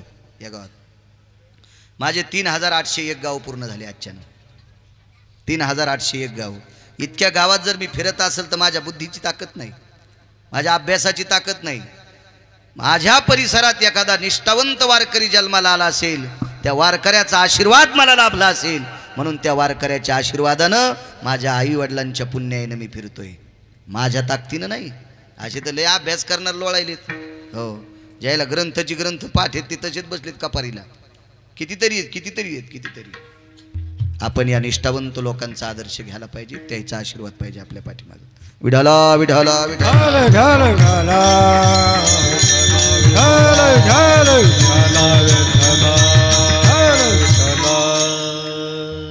जुन्या काळातली पद्धत होती. मग बायकांच्या हातात ते लेकरू असतं मी दाखवू शकत नाही. काय म्हणला जोगी? जोगी कोण होता? भगवान शिवजी होते. झगझग झगझग म्हातारं रूप घेतलेलं आहे. जटा अशा पिंगळ झालेल्या आहेत. वयस्कर रूप घेतलेलं आहे माझ्या शिवजीनं. आणि नंद बाबाजीला विनंती केली, बाबाजी तुमच्या मुलाचा मी मित्र आहे. तुमच्या मुलाचा मी मित्र आहे. वसुदेव आमच्या नंद राजाने यशोदेला सांगितलं, यशोदे दारात आलेला जोगी आपल्या कृष्णाचा मित्र आहे. त्यावेळेला यशोदाई साहेब काय म्हणतात? जोगी दिसतो विचित्र त्याला तीन नेत्र चर्म वेगळे नाही वस्त्र मनवे तुझा मित्र बाळा जो जो रे कुलभूषणा निजबा नारायणा बाळा जो जो रे योगी आलासे विश्रामा निजबा नारायणा बाळा जो जो रे.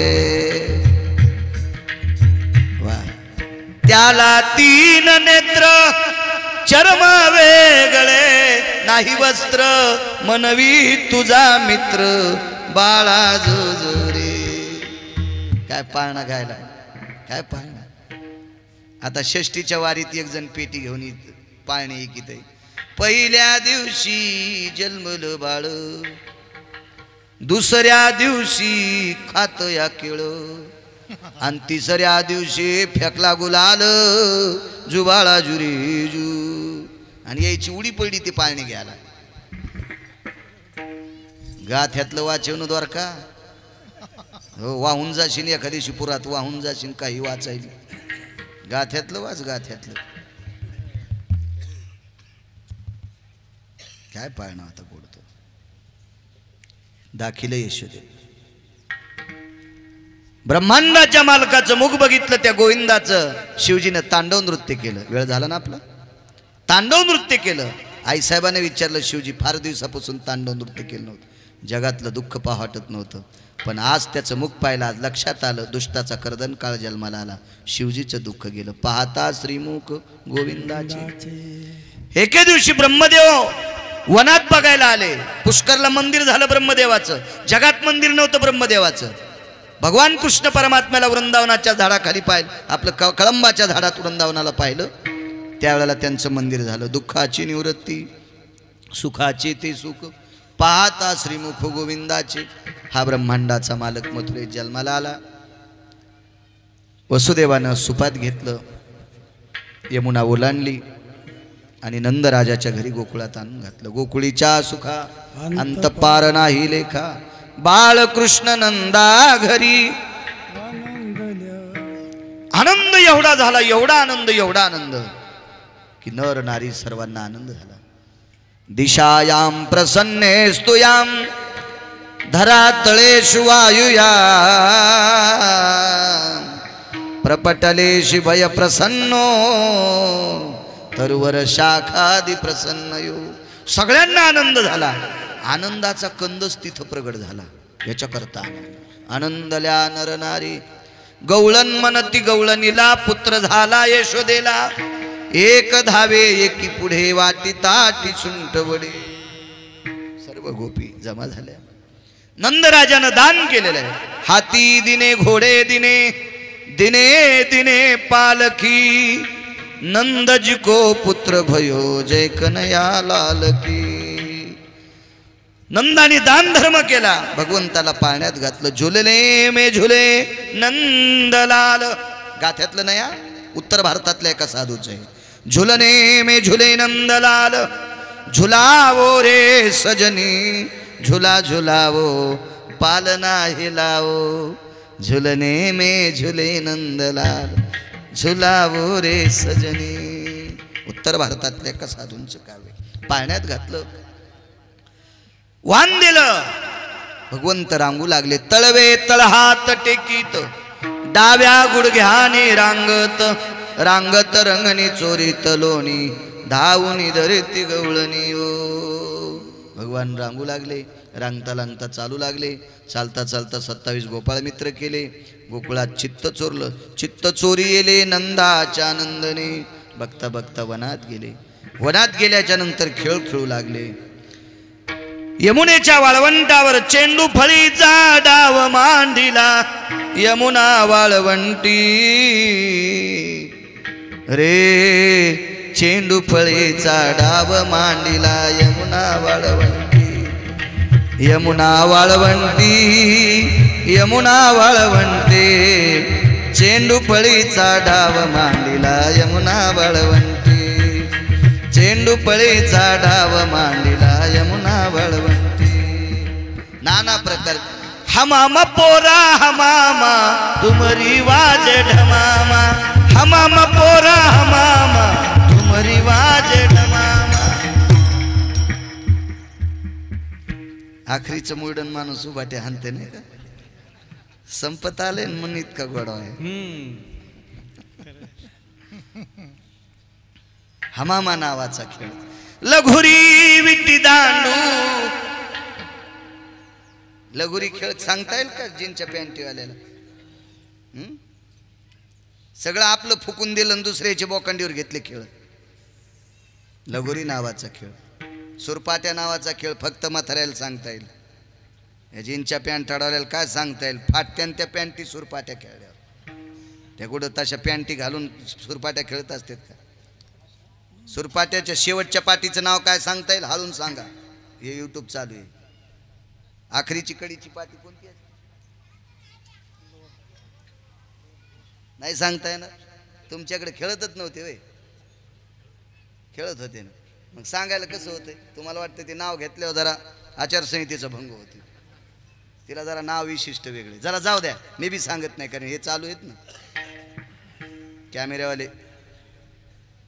कारण तिकडं मला एखादा फोन करू शकतो असं नाव घेतलंच का. त्या पाटीला वेगळं नाव होतं.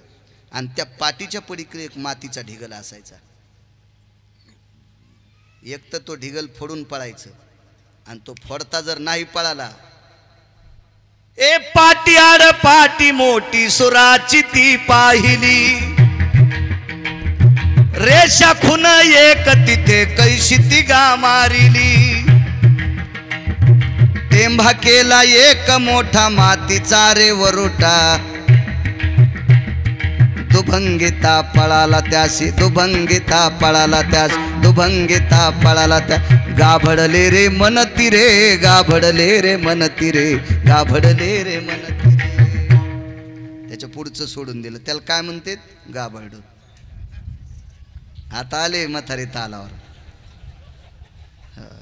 हे जुन्यावर गेलेत आता. काय ते खेळ होता. सुरपाट्याचा खेळ ज्यानं खेळला त्याला जीवनात वाद होत नाही. जीवनात वाद. आणि हरिपाठात ज्यानं कोट खेळला त्या पावल्या असतात हरिपाठातल्या. कव्हाच चिकनगुनिया होत नाही. इथं नाचणं सप्त्यात इना घेणं आणि सुन भाकर देणं म्हणून 22 किलोचा इना घेऊन फिरायलाय. 22 किलोचा इना. थांब तुला चॉकलेट देतो. याला चॉकलेटचं महत्व दाखितल्यावर तहा ती भाकर देती. इथला इना घेणं मंदिरात. इथं इना घेणं तिकडं फिरतो इने घेत घेत घेत. जाऊ द्या. हे नाना प्रकारचे खेळ खेळ.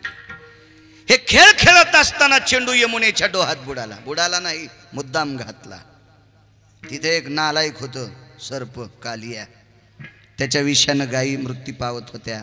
वासरं मृत्यू पावायचे. छोटी छोटी वासरं खायचे. आणि मुद्दाम त्याला मारण्यासाठी मध्ये पोचला. त्याला धडा शिकवण्यासाठी. मारलं नाही त्याला. मध्ये गेल्यावर कालियाच्या अत्यंत गोड पत्न्या होत्या. एवढंच चरित्र आहे. कब्बत झालं. मला एक काका लांब पळायचे संध्याकाळी. हो दूर जायचे. पळत पळत आलो सकाळी. ड्रायव्हरची गाडी पंक्चर झाली ती पळालो. इथंच पाय धुतले मी वाट्यावर. कोणाच्या घरी पण जायचं येऊ नये. माणसं बसले होते माझ्या अगोदर.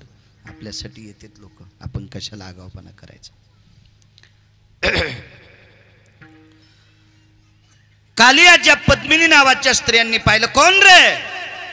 कृष्ण. जाय रे जाय. आपल्या मालकाला तुझ्यासारखे लेकरं लय खा वाटतील. ते म्हणला लेकरं खाणारा पाहायला आलोय. पहा किती आगाव आहे, रगील ते. तुम्हाला एक सांगू का, एक जण म्हणला मह्यासारखा गुंड तालुक्यात कोण नाही. म्हणलं तू काय कुंड करतो? म्हणला वायर चोरीतो, टाटर चोरीतो, पाईप चोरीतो, तालुक्यात आपल्यासारखा गुंड कोण नाही. मी म्हणलं भडव्या, तुझ्यासारख्या गुंडाला ज्यानं जन्माला घातलं ते किती नंबरचा गुंडा असेल पाय ना. त्याची गुंडागिरी ओळखतो का तू? ते किती नंबरचा गुंड आहे? 6 गुंड होते, 6 पैकी 1 नंबरचा गुंडे रावण. त्यासारखा गुंड कोणीच नव्हता. मग 1 नंबरच्या गुंडाला 2:18 दुपारी 2:18 पृथ्वीवर जितके देश आहे त्या सर्व देशात 6 गुंड होते. त्याच्यापैकी 1 नंबरचा गुंड होता रावण. ते या 1 नंबरच्या गुंडाला दुपारी 2:18 पंढरपुरातल्या मालकानं आपटू हाणलंय. आता हे किती नंबरचा गुंड? आपली गुंडागिरी त्याच्या पुढे चलती काही? हा, आणि त्याच्या पुढे कालियानं कशाला शानपणा करायचा? मी लेकरं खातो काय खातो, काय चालतं त्याच्या पुढे? काहीच नाही. बाबा लक्ष्मीसारखी चंचल आणि देवासारखा गुंड जगात कोणी नाही. त्याच्यासारखा चतुर कोणी नाही, त्याच्यासारखा गुंड कोणी नाही. त्याच्या सगळ्याच गोष्टी काहीच नका वाकावून, त्याचं डोकंच लावायचं नाही त्याच्या गोष्टी बाबतीत, काहीच नाही. मुकाट्यानं त्याच्या पायावर डोकं ठेवणं हेच आपल्याला उचित मानलं पाहिजे. इतकी ताकद आहे त्याची. लक्ष्मीसारखी चंचल कोणीच नाही. किती चंचल लक्ष्मी! तुमच्याकडे जी 10 रुपये, त्या 10 रुपयाच्या नोटावरचा नंबर तुमच्या डायरीवर लिहून ठेवा. तुमच्याकडे 10 रुपये असतील ना, त्या 10 रुपयाचा नंबर नोटावर नका तुमची सही करू. काही येडगोळ नोटावर सही करते. हे गव्हर्नरची अवलाद, त्या बापाची जी आगिरी आहे का हरामखोरा नोटावर, ती आपली कुठे संपत्ती, देशाची संपत्ती ती.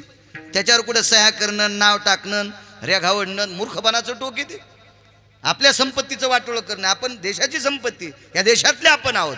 तुम्हाला एक सांगू का, विटेवरच्या मालकाला आणि काशीतल्या मालकाला आपण जितकं मानतो तितकं आपल्या देशाच्या ध्वजाला मानायचं. झेंडा काल झाला ना 26 जानेवारीला, त्याला मानायचं. आपल्या प्राण जितका आपल्याला आवडतो का तितका आपला देश आवडला पाहिजे. आपल्या देशाविषयी स्वाभिमान असला पाहिजे. कोट्यवधी कीर्तन ऐकल्याचं पुण्य त्याच्यात सुद्धा प्राप्त होते. आपली संपत्ती जोपासली पाहिजे. एसटीला रेगावडीन, शाळाच्या खिडक्याचे काच फोडीन. म्हणले त्याचं पोरग मास्तर झालं. म्हणलं तू कसं होईल? खिडक्यातून दगड आणले मास्तराला तू ह्या पोरानं, ते कसं मास्तर होईल? आपण देशाची संपत्ती, आपली संपत्ती, इथे विदुषीपणा करायचा नाही. लक्ष्मी किती चंचळ आहे 2 मिनिटात सांगतो. आमची इथे एका माणसानं खसखस 20 किलो घेतली. इतकी घेत नसते कोणी, पण दृष्टांतात सांगायला. दुकानदार होतं, 20 किलो खसखशीचं पोतं घेतलं. आम्हाला टाकलं, श्याम्या टाक बैलगाडीत. शनिवारचा दिवस होता, बाजार शेलूचा. त्या हमालानं सांगितलं 4 आणे हमाली द्या. गरीब माणूस होता, बवणी होती. काय सकाळी टकटक लावली रे म्हणलं 4 आणे मागायला. पुढच्या शनिवारी देईल. हमालानं पोतं टाकलं, पण पोतं बैलगाडीत टाकल्या, दाभण टोचलं. खसखशीच्या पोत्याला दाभण टोचलं आणि शेलूतून बैलगाडी गिरगावला गेली. घरी गेल्या होत्या, आमच्या इथलं रगीलच होतं. आता मी इतका रगील म्हणल्यावर ते किती रगील असेल याचा विचार करा ना तुम्ही. घरी गेल्यावर गड्याला म्हणला, ए रावश्या, पोता दुकानात उचलून ठेव. रावश्या म्हणला, रिकामच मालक. गिरगाव पासून शेलू पस्तोर बॅटऱ्या लावली. पोत्यात खसखस दिसली नाही आणि गिरगाव पासून शेलू पस्तोर खसखशीचा 1 पण दाना दिसला नाही. लोक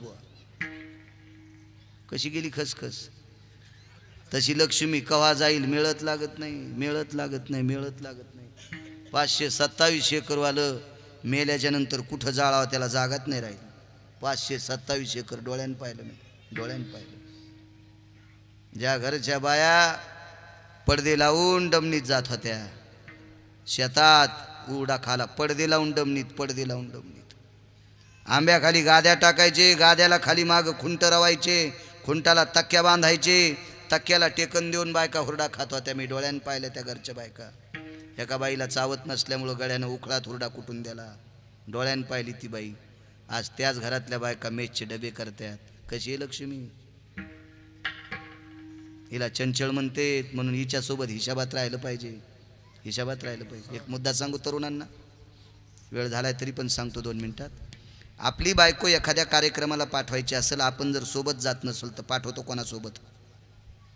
विश्वासू माणसासोबत. विश्वासू म्हणजे कोण? आपली आई असेल, आपले वडील असतील, आपला भाऊ असेल, आपला चुलत भाऊ असेल, आपले काका असतील, भावकीतला एखादा ज्येष्ठ व्यक्ती असेल, भावकीतली एखादी बाई असेल. मी येऊ शकत नाही लग्नाला पण आमच्या घरच्याला नाही. माणसं माणसाची बायको पाठीत असताना विश्वासू माणसासोबत पाठीत येत. लक्ष्मी कोणाची बायको आहे? लक्ष्मी कोणाची बायको आहे? पंढरपुरातल्या मालकाची. मग 500ची नोट जर घुटक्यासाठी पानपट्टीवर नेली तर त्याला मळमळ होत नसेल? हा, माझी बायको 500 रुपयाची नोट एका घुटक्यासाठी पानपट्टीवर मोडायला नाही उताना करायचा का? ते आपल्याला तर पुन्हा सोयीचं व्हायचं कामच नाही ना. इतकं पालथं करीन जगातली कुठलीच शक्ती सोयीची करणार नाही. पैसा देव नाही राजे होत. आमचे काही लोक ब्रेक लाईनर उगाळल्यासारखे म्हणतात पैसे का संग न्यायचेत का? पण लक्षात ठेवा, अर्थ नावाचा पुरुषार्थ आहे. संत आणि देव, संत आणि देव, याच्यानंतर तिसरी शक्ती जगात कोणती असेल तर पैसा नावाची शक्ती आहे. हिच्यावर प्रेम करा, ही संग्रही ठेवा. संसारातल्या माणसांना कामी येत असते. तुम्ही एक सांगतोय, मला काय फार जास्त वय नाही पण फिरलो फार याच्याकरता अनुभव आला आहे. ज्या घरी पैसे नसते त्या घरच्या लोकांना सोयरे पत्रिका देत नाहीत, मुळवाट्या देत नाहीत. त्याच घरी एखाद्या पोराला नोकरी लागावं दादा, त्याला मुळवाट्या देतात. काय रक्तात बदल पडतोय? काय शिंग येतात त्याला? धनवंता लागी सर्व मान्यता आहे जगी. तुम्ही टीव्हीत तुमच्याकडे मोबाईल मोठाले आहेत, माझ्याकडे लहान साखे. मी घेत बी नाही, कारण तुमचं मोबाईल जितक्या GB आहे का तितक्या GB कार्ड मला पंढरपुरातल्या मालकाने याच्यात घातलंय. इथं बसलेल्या कोण्याही माणसानं मग इतके गाणे म्हणून दाखवा. मोबाईल मधले पाहून म्हण. मी तर ट्रॅक्टर मधले ऐकू शिकलो 450. हे ऊसाचे ट्रॅक्टर हाणणार लय येड्यावानी करतात, ते गाणे लय मोठाले करतात.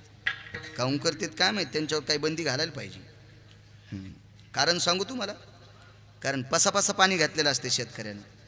बऱ्याच वेळेस याच्या गाण्याच्या नादात त्याला खड्डे कळत नाही, ट्रॉली पालती होती. मी नेहमी सांगत असतो, ज्या ऊसाच्या ट्रॅक्टरच्या ड्रायव्हरनं शेतकऱ्याचा ऊस जर जाणून बुजून तालीपलती केली तर हजारो पिढ्या त्याच्या कुळातले लोक ट्रॅक्टरच चलितील. पण शेतकऱ्याचा अनावधानाने एखादी पलटी होत असते, त्याचा विषय नाही. आमची गाडी ट्रॅक्टरमध्ये गुंतली होती म्हणून तर मला बसून कीर्तन करावं लागते 4 फेब्रुवारी 2019ला. पण जाणून बुजून त्याच्या तालाच्या भेकीखोरीत जर ट्रॉल्या पालथ्या करीत असेल तर हजारो वर्ष त्याच्या कुळात ट्रॅक्टर चलितील. पण निष्ठेनं जर शेतकऱ्याचा ऊस कारखान्यात नेत असेल तर त्या ड्रायव्हरच्या 3ऱ्या पिढीला तहसीलदार जन्माला येईल. कारण माझ्या पंढरपुरातला मालक दयाळू आहे. हो, तुम्ही शेतकऱ्यावर दया करा, देव तुमचं भलं करेल. 4 प्रकारचा देव आहे शेतकरी. विटेवरचा मालक शंकर एक देव, संत 2 नंबरचे देव, ज्यांच्यामुळे आपण उद्याचा सूर्य पाहतो ते भारताचे जवान, मिलिटरीची फौजी, हे 3 नंबरचे देव. आणि ज्यांना रक्ताचा घाम करून मातीत टाकतो ना आपल्याला मोती पिकवतो तो शेतकरी राजा 4था देव आहे. 4 देव आहे. त्याच्याकडे चांगल्या दृष्टीने बघत जा, देव कल्याण करेल तुमचं. काय सांगू लागलो का मी?